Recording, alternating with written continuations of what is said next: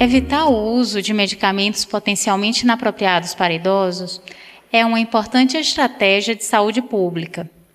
A prescrição de um MPI requer a consideração racional da relação risco-benefício, da disponibilidade de agentes alternativos e de recursos não farmacológicos, da escolha da menor dose necessária, das potenciais interações medicamentosas e do monitoramento dos efeitos terapêuticos e adversos no paciente. O profissional de saúde conhece os medicamentos potencialmente inapropriados para idosos? Para responder essas perguntas e falar um pouquinho sobre essas questões relacionadas ao monitoramento, ou seja, o que fazer após a prescrição do medicamento, né? Tanto monitoramento, revisão e desprescrição. Eu vou chamar a farmacêutica Romana Santos Gama. Romana é especialista em farmácia hospitalar e clínica.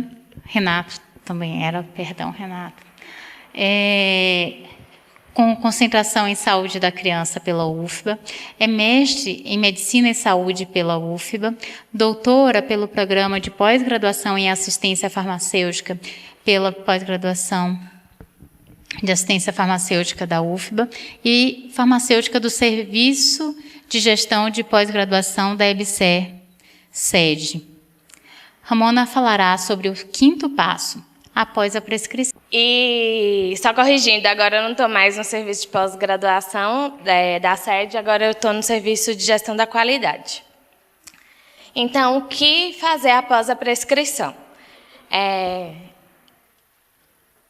O Elma já falou um pouco, né, sobre o meu currículo, mas eu só queria relatar que eu não tenho nenhum conflito de interesse com nada que vai ser explicado durante essa palestra e que nenhuma opinião ou reflexão trazida por mim representa o pensamento da empresa com que eu estou vinculado. Então, quando ela me deu esse tema, eu fiquei muito reflexiva, né? Porque eu falei, gente, 50 minutos para falar de tanta coisa. E foi difícil tentar escolher o que trazer aqui hoje. Então, primeiro eu começo com a pergunta. Por que monitorar, revisar e desprescrever medicamentos? Eu acho que desde manhã ele vai criando um raciocínio clínico para a gente chegar nesse momento. É preciso ter a consciência que a prescrição ela é dinâmica. Hoje, um medicamento ele pode estar muito indicado, aquele idoso, vou trazer a fala da professora Lara, ele é um idoso robusto, amanhã talvez não mais, ele se torna um idoso frágil, aquele medicamento não está mais tão adequado. Então, sempre é preciso revisar e monitorar aquela prescrição, mesmo se for um paciente que você já conhece o contexto. Aqui eu trago alguns dados do município de Vitória da Conquista, né, do nosso grupo de pesquisa. Cerca de praticamente 19% dos idosos da atenção primária, eles têm prescrição de 5 ou mais medicamentos, que seria a definição de polifarmácia. E aproximadamente 38% tem a prescrição de pelo menos um medicamento potencialmente inapropriado. E tanto a polifarmácia como a prescrição de MPI, elas estão associadas com desfechos negativos, com menor qualidade de vida, com maior chance de internação, idas na urgência e na emergência. Quando eu penso no paciente hospitalizado, esses números eles aumentam consideravelmente. Esses dados são do meu estudo em Salvador. Então, quase 99% dos pacientes idosos internados eles tinham prescrição de polifarmácia e 79% tinham prescrição de MPI. Para a gente ficar na mesma página, é importante dizer que a polifarmácia ela não deve ser vista como vilã. A gente tem que fazer a discriminação entre a polifarmácia apropriada e a inapropriada.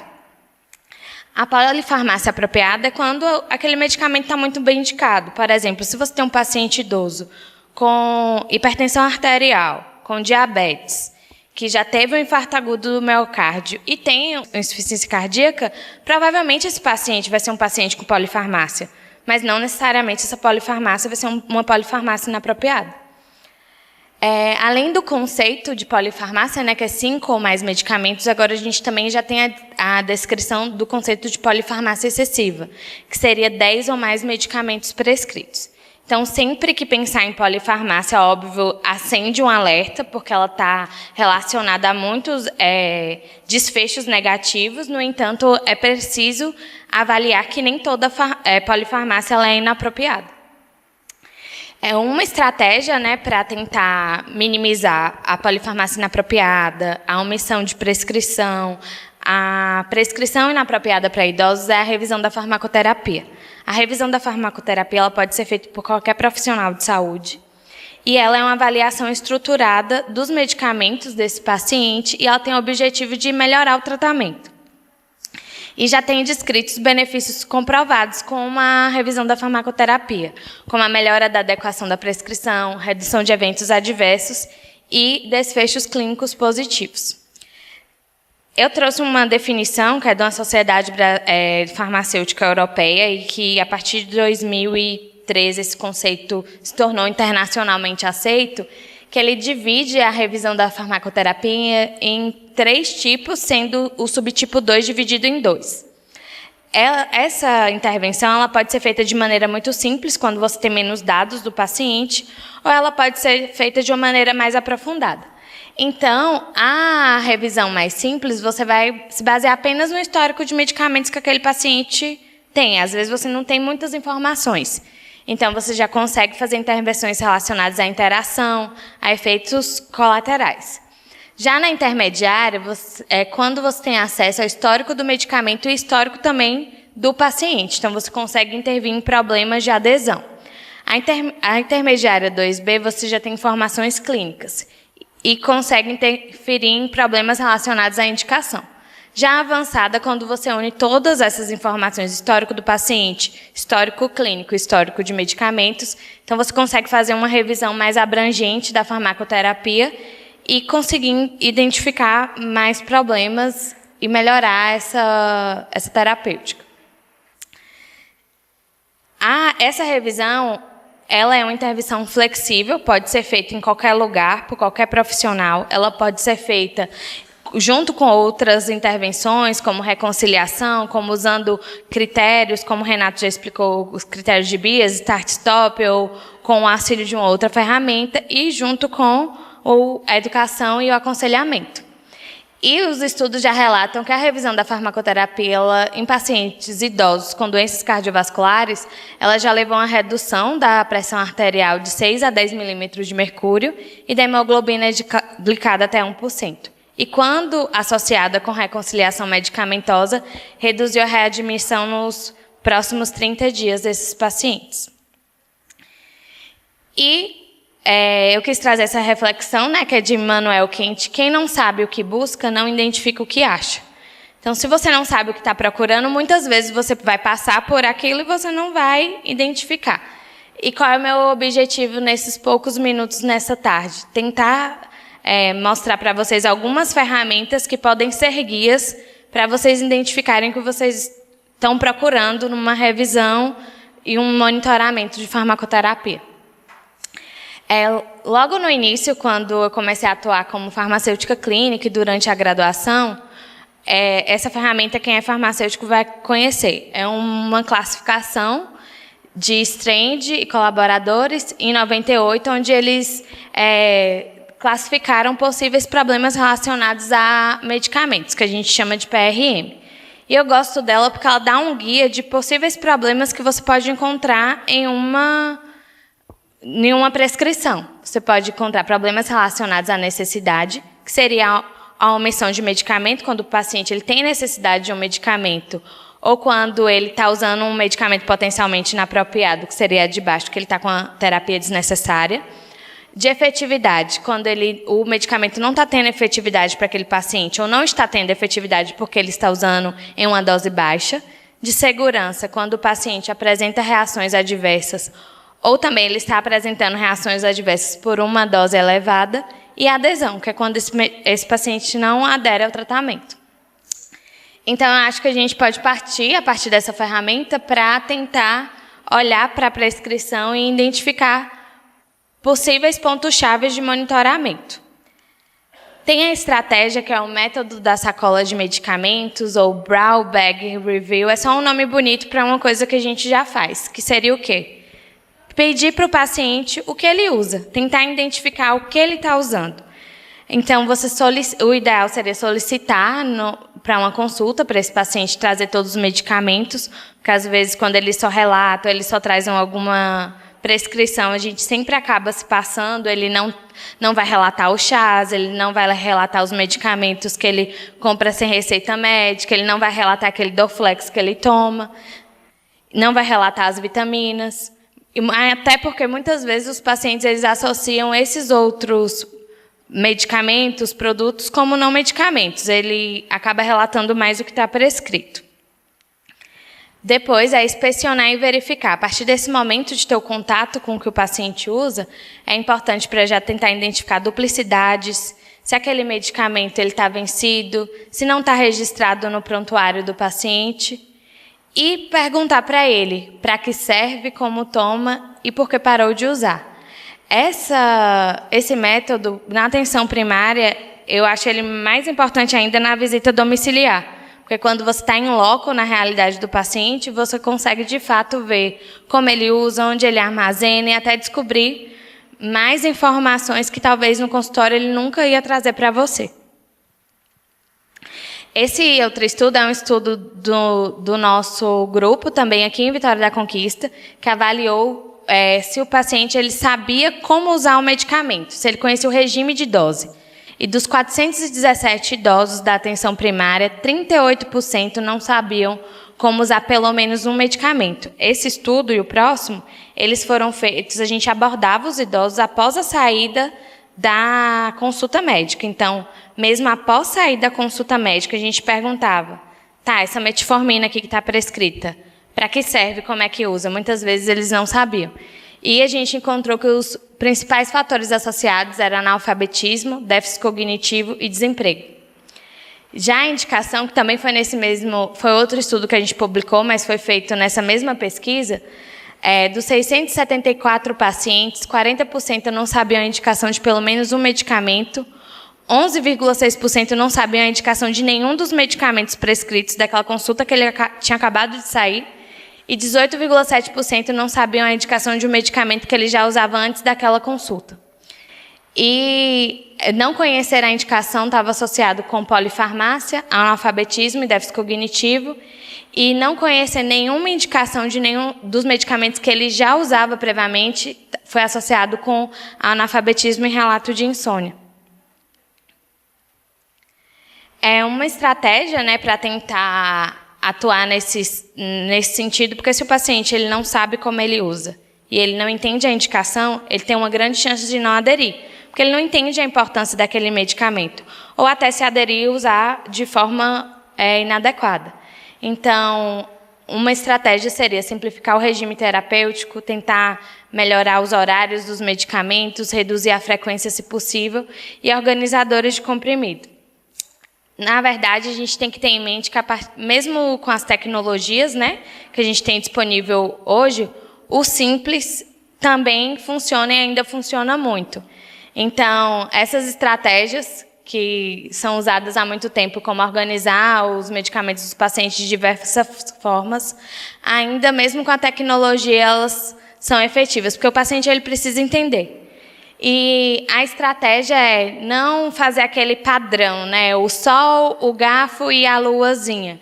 É importante que esse paciente participe, porque muitas vezes o que faz sentido para você, que você vai conseguir associar o prato com garfo e a faca com o horário de almoço, às vezes não faz sentido nenhum do paciente. Talvez, às vezes, ele não tenha nem até o que comer, ou talvez no almoço ele não faz esse tipo de refeição. Então, como foi falado desde manhã, é preciso ser colaborativo, que esse paciente entenda e participe do tratamento dele e também das construções de ferramenta que ele vai usar. Porque, às vezes, faz sentido para a gente e não faz para eles. E é importante entender que a adesão ela é complexa, né? Só fazer esse uso dessas ferramentas ajuda, explicar para o paciente ajuda, envolver ele e os familiares na terapia ajuda, mas tem várias outras questões, tem questões socioeconômicas. Renato acabou de dar um exemplo. Às vezes, você fazer todo o caminho do paciente conseguir o medicamento, não adianta para ele, porque ele não tem como chegar. E uma via que a gente não pensaria que é talvez passar um medicamento que ele não tem acesso ao SUS, mas que ele vai ter que pagar, em alguns casos vai ser a forma de acessibilidade que ele vai ter. Então, é importante ter essa noção que a adesão ela é complexa. E, muitas vezes, o paciente, ele de fato não vincula com você. Talvez vai ser com a enfermeira, com outro profissional, com o agente de saúde, que ele vai ter mais liberdade e ele pode dar informações que nunca vai chegar até você. Durante a residência, a gente era uma equipe multiprofissional.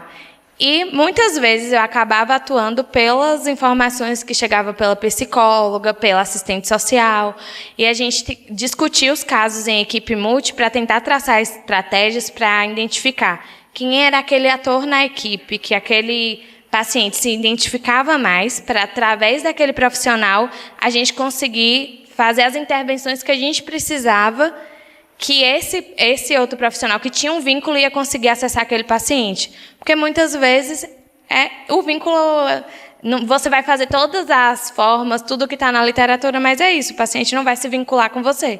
Mas você precisa usar de ferramentas para atingir o objetivo terapêutico. Então, a equipe multiprofissional é muito importante nesse sentido, principalmente quando a gente pensa de adesão.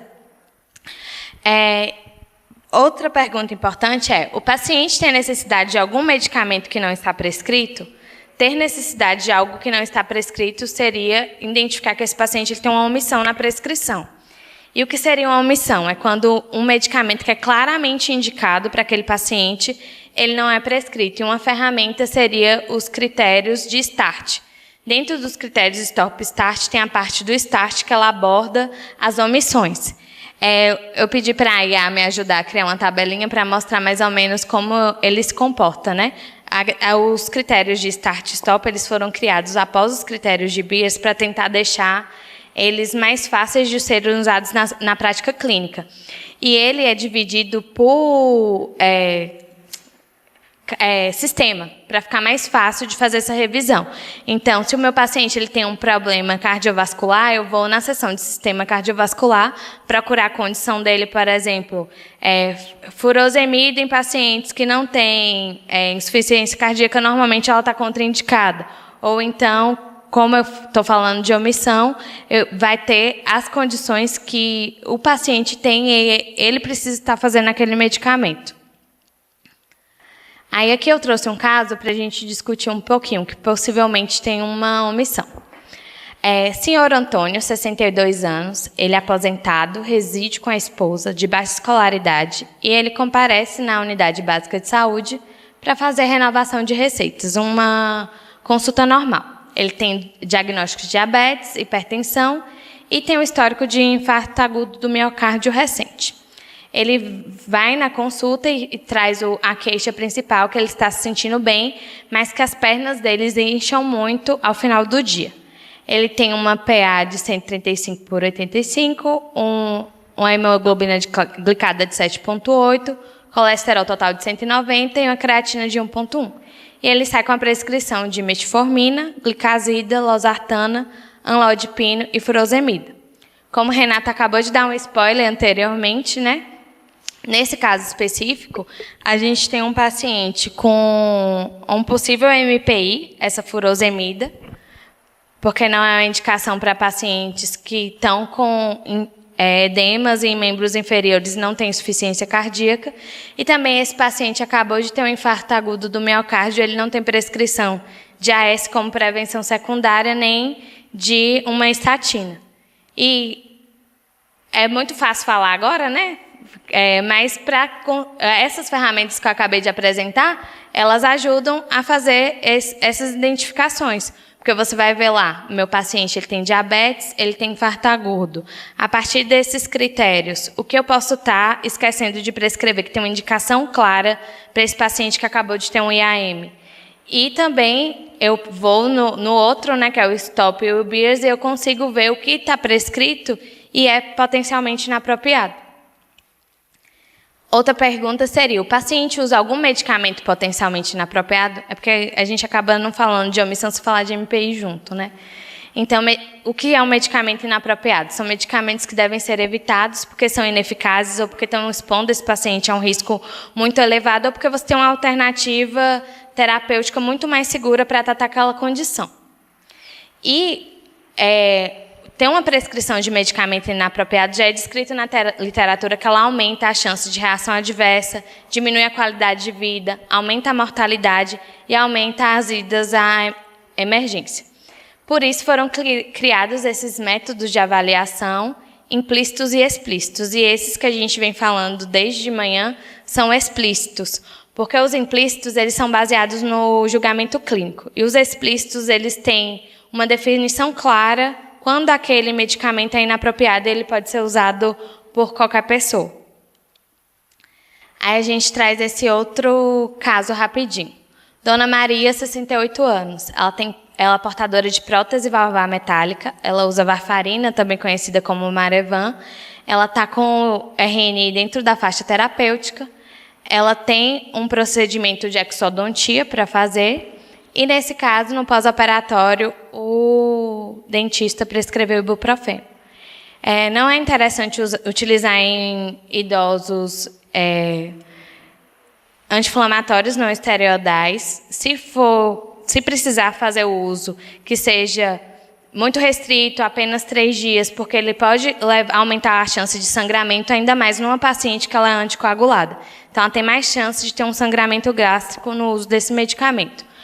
Outra questão que eu chamo a atenção, que em alguns momentos, quando algumas vezes esses pacientes são submetidos a algum procedimento, o primeiro pensamento é, vamos suspender o anticoagulante para ter uma menor chance de sangramento. Só que numa paciente dessa, você está colocando ela no risco de ter um outro evento, principalmente uma paciente com prótese valvar. E também, para não ser repetitiva, né, o que a gente falou em vários momentos hoje, a cascata de prescrição, também chamada de cascata iatrogênica, que é a partir de um fármaco que ele traz um efeito, por exemplo, essa paciente que teve um sangramento poderia levar a uma outra prescrição inadequada, um fármaco B e um novo efeito nocivo fazendo toda essa cascata. E não tem como falar de cascata iatrogênica sem pensar da carga colinérgica. Quando a gente pensa primeiro em carga colinérgica, eu pulei um slide, então antes de falar de carga colinérgica, aqui são as principais drogas que são descritas, né, a gente faz essa cascata iatrogênica. Um anti-inflamatório que gera hipertensão, e aí acaba esse paciente ganhando um antihipertensivo sem necessidade. Um inibidor da ECA que gera tosse, e ele acaba ganhando um xarope. Um antipsicótico que pode gerar parkinsonismo. Um diurético que gera hiperuricemia. Outro muito clássico que não está nessa tabela é você tem muitos medicamentos, vou passar um omeprazol para fazer uma proteção gástrica. E é um MPI que depois é muito difícil de ser retirado. Aí, voltando à carga colinérgica. Então, quando a gente pensa em carga colinérgica, vem logo à mente os medicamentos que têm uma alta atividade colinérgica. Só que é importante ter em mente também que vários outros medicamentos que têm baixa carga, quando a prescrição tem muitos deles, a gente também vai ter um paciente com uma prescrição com alta carga colinérgica que pode levar a riscos. Então, o que é a carga colinérgica? Né? É o acúmulo desses medicamentos que têm a atividade anticolinérgica e pode aumentar a chance de queda e outros eventos. Fármacos comuns, que é o que a gente mais pensa primeiramente, tricíclicos, antihistamínicos de primeira geração, mas tem muitos outros. E os riscos associados, vou passar o outro slide que eu acho que ele é melhor para mostrar. Ele tem riscos associados em todo o corpo, então pode ter náusea, pode aparecer boca seca, pode aparecer sonolência, tem risco de queda. Então, a carga colinérgica, os efeitos anticolinérgicos, né? A carga anticolinérgica ela pode levar a efeitos que podem gerar uma cascata iatrogênica gigantesca. Aqui eu trago para vocês uma ferramenta que seria como avaliar a carga anticolinérgica. A gente tem uma escala brasileira que ela foi adaptada a partir dos medicamentos que a gente tem no nosso mercado. Então, tem 125 fármacos, eles são divididos em score 3, 2 e 1, sendo o 3 carga mais alta e o 1 carga mais baixa. E para avaliar a carga colinérgica, você olha todos os medicamentos daquele paciente, classifica, né, se eles estão presentes nessa escala e faz a somatória dos pontos. Se esse paciente ele tem uma prescrição 0 pontos, ele não tem nenhuma carga. E se ele tem uma prescrição maior que 3 pontos, ele tem uma alta carga. Então, uma alta chance de apresentar um daqueles efeitos que a gente discutiu anteriormente. Esse foi um dos estudos da minha tese, que era o objetivo de avaliar as revisões lideradas por farmacêutico na redução da carga colinérgica. E na admissão, a gente tinha uma incidência de 55% de baixa carga colinérgica e 40% de alta. E na alta, a gente conseguiu reduzir a alta carga praticamente pela metade. E, consequentemente, a baixa carga e os pacientes sem cargas aumentaram decorrente da redução dos pacientes com alta carga na prescrição. A gente teve uma redução estatisticamente significante quando comparou esses pacientes na admissão e na alta, as duas prescrições. E nessa tabela aqui a gente mostra que 50% dos pacientes eles tiveram redução total nos pontos, variando de menos 5 pontos até menos 1 ponto. E, diante disso tudo, é importante falar sobre a desprescrição. O que é a desprescrição? Como eu falei lá no início, né, quando eu comecei com o questionamento de por que monitorar, por que revisar os medicamentos, e eu falei que a prescrição não era estática, porque o tempo todo a gente tem que estar nessa balança, medindo os riscos e os benefícios para os pacientes, principalmente quando a gente fala de pacientes idosos. E a desprescrição seria isso, um processo gradual de redução, interrupção, descontinuação ou retirada dos medicamentos potencialmente inapropriados. E ela deve ser feita acompanhada, né, de um profissional de saúde, e ela tenta focar em manejar a polifarmácia inapropriada e diminuir os riscos da prescrição. Os objetivos é diminuir a polifarmácia inadequada, prevenir reações adversas, evitar medicamentos ineficazes ou considerados MPI e priorizar a saúde e o bem-estar do paciente. Existem várias barreiras para a prescrição, tanto relacionadas ao paciente quanto à equipe. Primeiro, né, que a literatura traz, a inércia, que não só está naquele automático de renovar a receita e não revisar aquela prescrição. Eu já conheço esse paciente, não tem nada novo aqui. O desconforto clínico, muitas vezes, de mexer numa prescrição que outro colega fez. Eu não quero mexer na prescrição que o meu colega fez, e pode gerar um desconforto, mas, enquanto isso, aquele paciente está sob risco. O medo da reação do paciente, alguns estudos, tem estudos nas duas vias, que discutem tanto como o médico ele tem medo de abordar o paciente na desprescrição e o paciente achar que ele está sendo largado, que ele está deixando de ser cuidado, e isso prejudicar a relação entre o médico e o paciente. E também outra barreira seria o risco de abstinência, a preocupação com efeitos adversos na retirada, que de fato eles podem existir, e a falta de habilidade, porque é um processo que demora, que você pode ter que às vezes parar, reverter, voltar a uma etapa anterior. Também tem barreiras associadas ao paciente. Muitas vezes o paciente ele pode ter apego àquele medicamento e achar que ele não vai ser mais cuidado por estar desprescrevendo. Então, tem que ter todo um trabalho com o paciente, com o familiar, e discutir sobre a terapia para desprescrever. E a desprescrição segura ela é fundamental quando a gente pensa em segurança do paciente, porque você está focando em ter uma farmacoterapia alinhada com os objetivos clínicos, com a expectativa de vida do paciente, e diminuir os riscos. No estudo principal da minha tese, dos desfechos, né, que a gente teve foi a desprescrição. Esse estudo foi realizado em Salvador, com 319 pacientes idosos com doenças cardiovasculares internados, e a gente avaliou a prescrição da admissão e da alta, e utilizamos todas as ferramentas que eu mostrei para vocês durante a apresentação para fazer um monitoramento e uma revisão da farmacoterapia. E nesse estudo a gente conseguiu reduzir 90% dos MPs prescritos, corrigir 54% das omissões, racionalizar 34% da polifarmácia e reduzir 44% da carga anticolinérgica.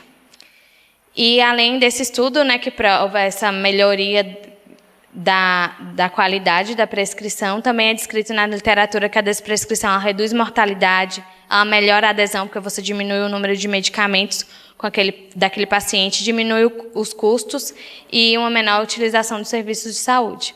E onde desprescrever? Qualquer lugar, gente. Hospital, atenção primária, instituição de longa permanência, pronto-socorro. O paciente que ele não pode ficar em risco. E como desprescrever? É um pouco do que a gente já tem falado aqui o dia todo. É avaliar primeiro essa lista do paciente, tentar identificar os benefícios, os riscos, quais seriam os medicamentos-alvo, fazer um plano de monitoramento. Eu passei 2 vezes. Identificar quais são os medicamentos essenciais que devem ficar, quais são os medicamentos que devem ser prescritos, fazer esse plano de monitoramento com o cuidador e com o paciente, explicar todos os riscos, todos os eventos que podem surgir e o que priorizar, se você identifica vários medicamentos que devem ou têm indicação de ser desprescritos. Primeiramente, os que têm risco de RAM ou que estão causando reações adversas, depois os que com má adesão, indicação incerta, com falta de benefício, que esteja envolvido em cascata de prescrição, provavelmente esse daqui vai estar nessa mesma linha do risco de RAM. E tem por último, o risco de abstinência, porque esse medicamento ele vai ser mais difícil e vai ser mais demorada a desprescrição. Aqui eu vou passar logo 2 vezes, os medicamentos que têm mais benefício em ser desprescrito, benzodiazepínicos e depois inibidor de bomba de próton. Só que são 2 desprescrições muito lentas, que você tem que reduzir a dose de 10% a 25% a mais ou menos 1 a 2 semanas. E alguns pacientes, a gente fica, às vezes, até mais tempo, 1 mês com aquela dose ou mais para tentar reduzir. E o inibidor de bomba de próton também. E, por fim, eu trago para vocês, a gente fez, junto com, tem uma, como é que eu falo o nome? Vou chamar de sociedade, mas não é sociedade, do Canadá, que o nome é Desprescribe. Eles têm algoritmos de desprescrição que vai ensinando passo a passo, principalmente desses medicamentos mais difíceis de fazer a retirada. Se eu não me engano, em 2019, a gente fez a tradução para o português e está disponível no site da Sociedade Brasileira de Farmácia Hospitalar. Quando vocês entram no site da SBRAF, que é a Sociedade Brasileira de Farmácia Hospitalar, em informações tem a desprescrição. Lá vão ter os algoritmos que a gente traduziu, que é de inibidor de colinesterase, benzodiazepínicos, hipoglicemiantes, inibidor de bomba de próton e antipsicótico. E vocês vão encontrar algoritmos dessa maneira que traz o passo a passo de como desprescrever esses medicamentos. Então, ele vai ensinando como fazer e como atuar em cada medicamento. Se o paciente ele tem uma recaída, você volta para a dose anterior, até você conseguir desprescrever. E era isso. Obrigada.